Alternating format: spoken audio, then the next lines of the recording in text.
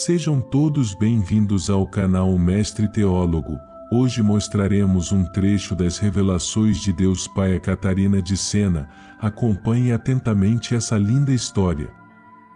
Revelações de Deus a Santa Catarina de Sena. Os melhores trechos do diálogo de Santa Catarina com Deus, diálogo em que a alma da serva pergunta humildemente sobre a missão redentora de Cristo, o inferno, a graça da conversão e o futuro da humanidade. No juízo particular, no instante final, quando a pessoa compreende que não pode fugir das minhas mãos, recupera a visão que a atormenta interiormente, fazendo-a ver que por própria culpa chegou a tão triste situação. Se o pecador se deixar iluminar e se arrepender, não por medo dos castigos infernais, mas por ter ofendido a suma e eterna bondade, ainda será perdoado. Mas, se ultrapassar o momento da morte nas trevas, no remorso, sem esperança no sangue, ou então, lamentando-se apenas pela infelicidade em que se acha, e não por ter me ofendido, irá para a perdição. Sobrevirá, pois, a repreensão pela injustiça e falso julgamento.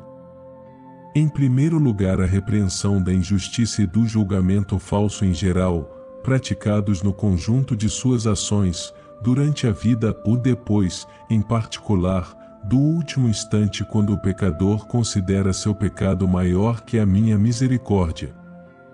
Este é o pecado que não será perdoado, nem aqui nem no além. O desprezo voluntário da minha misericórdia constitui pecado mais grave que todos os anteriores. Filha, tua linguagem é incapaz de descrever os sofrimentos desses infelizes condenados. Sendo três os seus vícios principais: egoísmo, medo de perder a boa fama e orgulho, aos quais se acrescentam a injustiça, a maldade e impureza, no inferno os pecadores padecem de 4 tormentos principais. O primeiro é a ausência da minha visão. Um sofrimento tão grande que os condenados, se fosse possível, prefeririam sofrer o fogo vendo-me, que ficar de fora dele sem me ver. O segundo, como consequência, é o remorso que corrói o pecador privado de mim, longe da conversação dos anjos, a conviver com os demônios. Aliás, a visão do diabo constitui o terceiro tormento. Ao vê-lo duplica-se o sofrer. Nestes demônios, eles se conhecem melhor, entendendo que por própria culpa mereceram o castigo. Assim, o remorso os martiriza e jamais cessará o ardor da consciência. Muito grande é este tormento, porque o diabo é visto no próprio ser. Tão horrível é a sua fealdade, que a mente humana não consegue imaginar. Se ainda o recordas, já te mostrei o demônio assim como ele é, foi por um átimo de tempo. Quando retornastes ao sentido, preferias caminhar por uma estrada de fogo até o juízo final que tornar a vê-lo. No entanto, apesar do que viste, ignoras a sua fealdade, especialmente porque, segundo a justiça divina, ele é visto mais ou menos horrível pelos condenados, segundo a gravidade das culpas. O quarto é o fogo. Um fogo que arde sem consumir, sem destruir o ser humano. É algo de material, que não destrói a alma incorpórea. Na minha justiça permito que tal fogo queime, faça padecer, aflija, mas não destrua. É ardente e fere de modo crudelíssimo em muitas maneiras, conforme a diversidade das culpas. Há uns mais, há outros menos, segundo a gravidade dos pecados. Destes 4 tormentos derivam os demais: o frio, o calor, o ranger de dentes. Grande é o ódio dos condenados, pois já não amam o bem. Blasfemam continuamente contra mim. Queres saber por que já não podem desejar o bem? É porque, no fim desta vida, vincula-se o livre-arbítrio. Com o cessar do tempo, já não se merece mais. Quem termina esta existência em pecado mortal, por direito divino fica para sempre apegado ao ódio, obstinado no mal, a roer-se interiormente. Seus sofrimentos irão aumentando sempre, especialmente por causa das demais pessoas que por sua causa irão para a condenação. O homem justo no mesmo juízo ao encerrar sua vida terrena no amor, já não poderá progredir na virtude. Para sempre continuará a amar no grau de caridade que atingiu até mim. Também será julgado na proporção do amor. Continuamente me deseja, continuamente me possui, suas aspirações não caem no vazio. Ao desejar, será saciado, ao saciar-se, sentirá ainda fome, distanciando-se assim, do fastio da saciedade e do sofrimento da fome. Os bem-aventurados gozam da minha eterna visão. Cada um no seu grau, de acordo com a caridade em que vieram participar de tudo o que possuo. Desfrutam na alegria e gozo, dos bens pessoais e comuns que mereceram. Colocados entre os anjos e santos com eles se rejubilam na proporção do bem praticado na terra. Entre si congraçados na caridade os bem-aventurados de modo especial comunicam-se com aqueles que amaram no mundo. Não penses que a felicidade celeste seja apenas individual. Não. Ela é participada por todos os cidadãos da pátria, homens e anjos. Quando chega alguém à vida eterna, todos sentem sua felicidade da mesma forma como ele participa do prazer de todos. Em seus anseios os eleitos clamam continuamente diante de mim em favor do mundo inteiro. Suas vidas haviam terminado no amor fraterno, continuam no mesmo amor. Aliás, foi exatamente por tal caridade que passaram pela porta que é meu filho por ocasião do juízo final. O Verbo encarnado virá com divina majestade para repreender o mundo. Não mais se apresentará pobrezinho na forma como nasceu da Virgem, na estrebaria, entre animais, para morrer depois no meio de ladrões. Naquela ocasião, ocultei nele o meu poder e permiti que suportasse penas e dores como homem. A natureza divina se unira à humana e foi enquanto homem que sofreu para reparar as vossas culpas. No juízo final, não será assim, pois virá com poder a fim de julgar. As criaturas humanas estremecerão e ele a cada um dará sentença conforme merecimento. Tua língua não conseguirá exprimir o que se sucederá aos condenados. Para os bons, Jesus será motivo de temor santo e alegria imensa. Os bem-aventurados continuam no céu, eternamente, aquele mesmo amor com que encerraram a vida terrena. Eles em nada se distanciam de mim. Seus desejos estão saciados.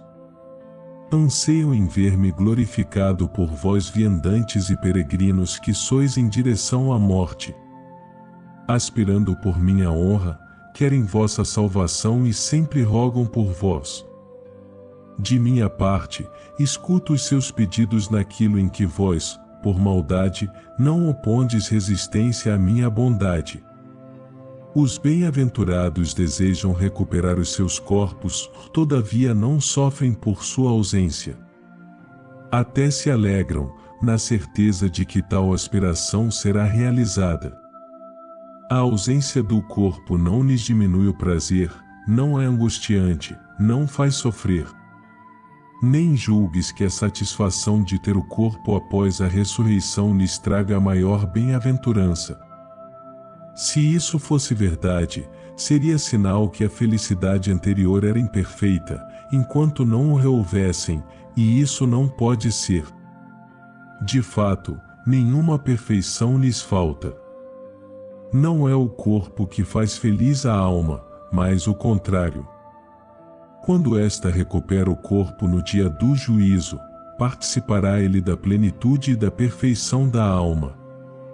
Naquele dia, esta se fixará para sempre em mim, e o corpo em tal união ficará imortal, sutil, leve.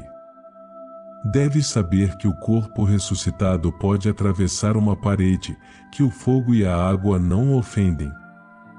Tal propriedade lhe advém, não de uma virtude própria, mas por uma força que gratuitamente concedo à alma, que foi criada à minha imagem e semelhança num inefável ato de amor. Tua inteligência não dispõe da capacidade necessária para entender, nem teus ouvidos para escutar, a língua para narrar e o coração para sentir qual é a felicidade dos santos. Ocupei-me da felicidade dos santos para que entendesses melhor a infelicidade dos condenados ao inferno. Aliás, outro tormento destes últimos é ver quantos bem-aventurados são felizes. Tal conhecimento acresce-lhes a pena, da mesma forma como a condenação dos maus leva os justos a glorificar minha bondade.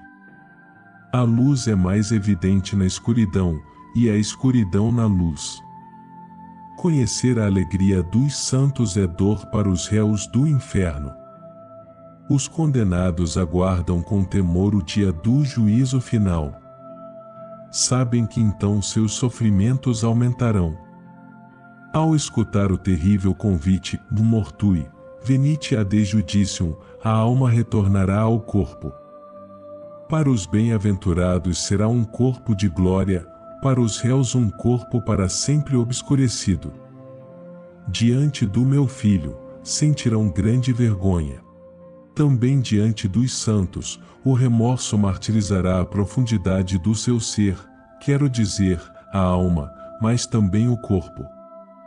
Acusarão o sangue de Cristo, por eles derramado, as obras de misericórdia, espirituais e corporais, do meu filho, o bem que eles mesmos deveriam ter praticado em benefício dos outros, segundo o Evangelho. Terá seu castigo a maldade com que trataram os irmãos, pois eu mesmo, compassivo, perdoara-lhes. Serão repreendidos pelo orgulho, egoísmo, impureza, ganância, e tudo isso reavivará seus padecimentos. No instante da morte, somente a alma é repreendida, no juízo final também o corpo, por ter sido instrumento da alma na prática do bem e do mal conforme a orientação da vontade.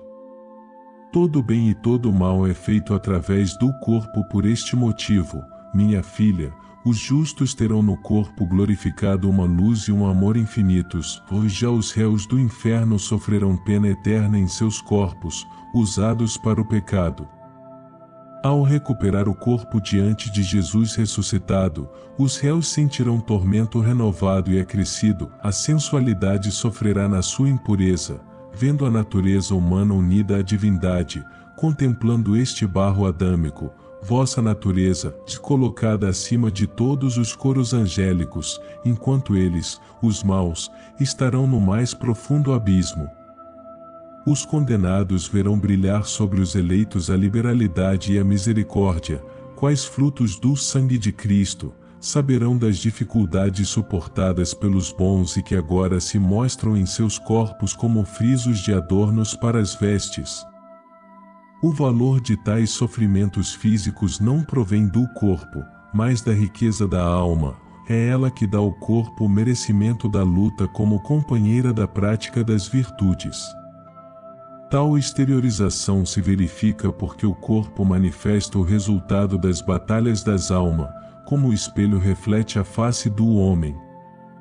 Ao se verem privados de tamanha beleza, os habitantes das trevas verão surgir nos próprios corpos os sinais dos pecados e terão maiores tormentos e confusão.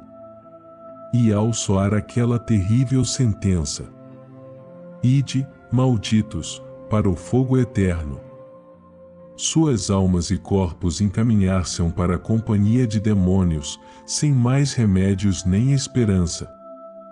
Cada um a seu modo, se envolverá na podridão que viveu na terra, de acordo com as ações que praticou, o avarento arderá na sua ganância dos bens que desordenadamente amou, o maldoso, na sua ruindade. O impuro na imunda e infeliz concupiscência. o injusto nas suas iniquidades, o rancoroso no seu ódio pelos outros. Quanto ao egoísmo, fonte de todos os males, arderá como princípio causador de tudo em sofrimentos insuportáveis. O orgulho terá igual sorte. Assim, corpo e alma serão punidos em todos os vícios.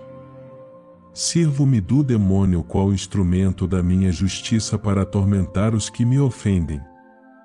Nesta vida o coloquei qual tentador, molestando os homens. Não para que estes sejam vencidos, mas para que conquistem a vitória e o prêmio pela comprovação das virtudes. Ninguém deve temer as possíveis lutas e tentações do demônio. Fortaleci os homens, dei-lhes energia para vencer, no sangue de Cristo. Demônio ou criatura alguma conseguem dobrar a vontade.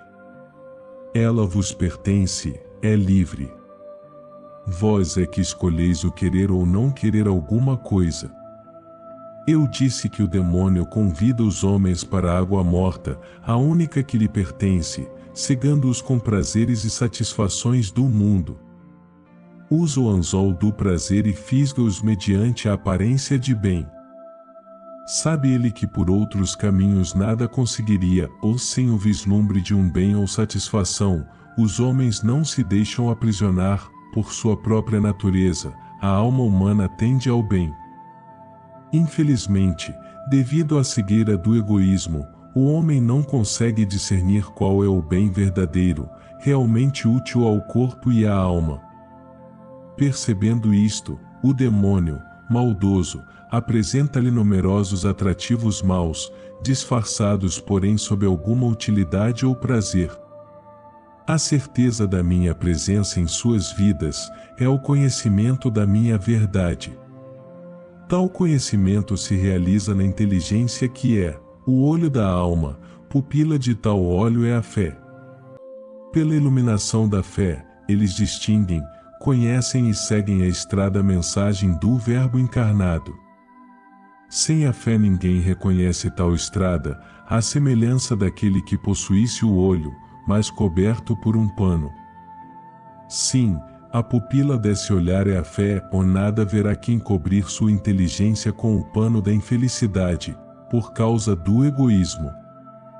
Tal pessoa terá a inteligência, mas não a luz para conhecer. Como afirmei antes, ninguém consegue seguir o caminho da verdade sem a luz da razão, recebida de mim com a inteligência, e sem a luz da fé, infundida na hora do santo batismo, supondo que não destruais esta última com vossos pecados. Das revelações de Deus a Santa Catarina de Sena.